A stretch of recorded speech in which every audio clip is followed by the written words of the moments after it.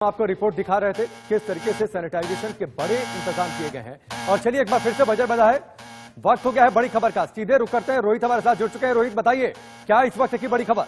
राकेश, ये कोरोना से जुड़ा ही एक मामला है, लेकिन ये बहुत दर्दनाक जो मामला है ये निकलकर सामने आया है बाराबंकी से, जहां पर एक 82 साल के बुजुर्ग को होम क्वारंटीन किया गया था, लेकिन अब खबर मिल रही है कि उनकी मौत हो गई है। और जिस हालत में उनकी डेड बॉडी मिली है वो बहुत शर्मनाक है। बहुत मतलब सड़ी गली हालत में डेड बॉडी मिली है। और जब वहां पर पुलिस की टीम पहुंची और गांव वाले जब वहां पर पहुंचे तो बुरी तरह से जो शव है उनका वो सड़ चुका था, उस पर कीड़े पड़ चुके थे और उनको क्वारंटीन किया गया था 22 मार्च को। और इसके बाद से कोई भी सुध लेने वाला उनकी नहीं था। ये ठीक है कि प्रशासन लगातार ऐसे लोगों को जिनमें हल्के से भी लक्षण पाए जाते हैं उनको अलग कर देता है, उनको क्वारंटीन कर देता है, लेकिन इस बीच उनको देखा जाना बहुत जरूरी था। इस बीच देखभाल उनकी नहीं की गई। आप देखिए कि 22 मार्च को उस शख्स को, जो कि 82 साल की उम्र का शख्स था, उसको होम क्वारंटीन किया गया। उसी के घर पर उसको अंदर बंद रखा गया कि वो बाहर ना निकले, जिससे संक्रमण ना फैले। लेकिन मैं समझता हूं कि यहीं पर प्रशासन की जिम्मेदारी खत्म नहीं हो जाती है। लेकिन रोहित, जो प्रोटोकॉल्स बने हैं अलग अलग जगहों पर क्वारंटीन और आइसोलेशन सेंटर जहां बनाए जाते हैं, बाकायदा एक कंट्रोल रूम बनता है।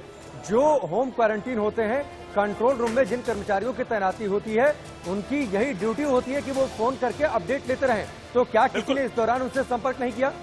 मैं यही आपको राकेश बताना चाह रहा हूं। इसके बारे में जब जो बाराबंकी के मुख्य चिकित्सा अधिकारी हैं उनसे बातचीत की गई तो उनका ये कहना था कि देखिए, सेल्फ क्वारंटीन में ये हमारी जिम्मेदारी नहीं होती है। अगर जो सरकारी क्वारंटीन सेंटर्स हैं उस पर कोई इस तरह का शख्स है, उनको क्वारंटीन किया जाता तब हमारी जिम्मेदारी बनती है। लेकिन अगर होम क्वारंटीन किसको किया जाता तो हमारी जिम्मेदारी नहीं होती है। हाँ, जो आशा वर्कर होती हैं उनको अपॉइंट किया जाता है, लेकिन वो बड़ी लापरवाही से ये बात कह गए कि आशा वर्कर ने हो सकता है कि अपनी जिम्मेदारी नहीं निभाई होगी। लेकिन जो गांव वाले आसपास के, जैसा कि रिपोर्ट मिल रही है, उनका यह कहना है कि 4 अप्रैल को आशा वर्कर एक बार आई थी और घर के बाहर एक नोटिस चिपका के चली गई थी। उसने ना दरवाजा खटखटाया, अंदर वो शख्स क्या कर रहे हैं क्या नहीं कर रहे हैं, 82 साल की उनकी उम्र है, तबीयत ठीक है या नहीं, इस बारे में जानने की कोशिश नहीं की। इस बारे में जो ग्राम प्रधान है उनके ऊपर भी सवाल खड़े हो रहे हैं। उनके ऊपर भी जिम्मेदारी होती है कि जो क्वारंटीन होम क्वारंटीन है, कम से कम उनके बारे में जानकारी हासिल करते रहे। मानवता के आधार पर आस पड़ोस के लोगों पर भी यह सवाल होता है कि उन्होंने जब देखा कि इतने दिनों से कोई शख्स बाहर नहीं निकल रहा है तो उसके बारे में जानकारी प्रशासन को दे दी जाए, पुलिस को दे दी जाए। ये बड़ा अजीब सा तर्क है।